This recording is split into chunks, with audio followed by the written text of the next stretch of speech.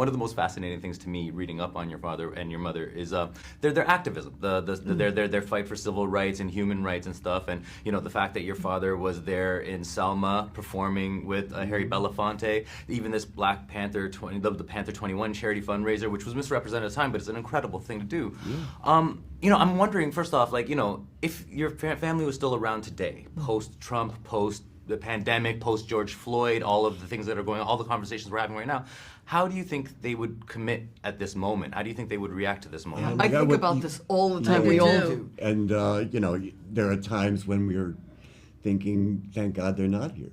That they didn't have to experience Trump.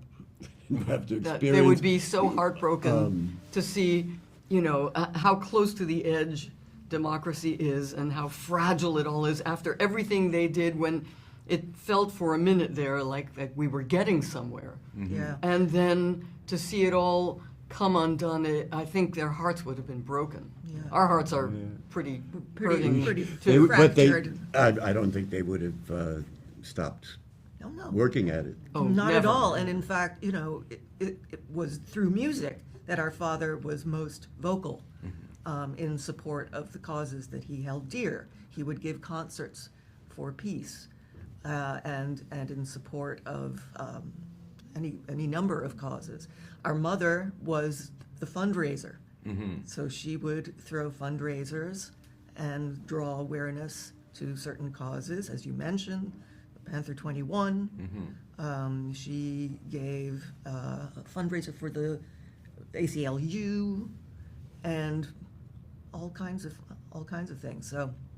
Going back to the Panther 21 situation, I mean, we know it was really hard, and we see how it's been misrepresented in the media, and I'm seeing a lot of that even today, these attempts to misrepresent when people protest and all of that stuff. So I'm wondering, going back to that moment, how did you experience that, like the struggle in that for your family? It was terrible for us because the misunderstandings were so profound and it was so polarizing, and everybody got angry at our family, at both of our parents, from all sides.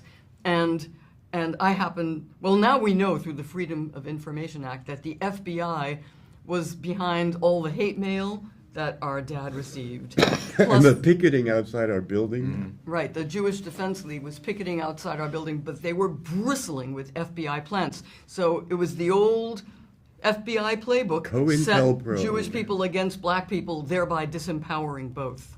They were totally doing that. And they were the FBI was following our dad for over 40 years. Yeah, thank you. In the 1980s, through the Freedom of Information Act, he could finally view his own FBI file, and it was 800 pages long. I'm so glad you guys are putting these stories out there. So thank you so much again, and thank you for talking to me about these stories. It was so lovely meeting. Good to talk to you. Great. Thank you. Thank you so much. Take care.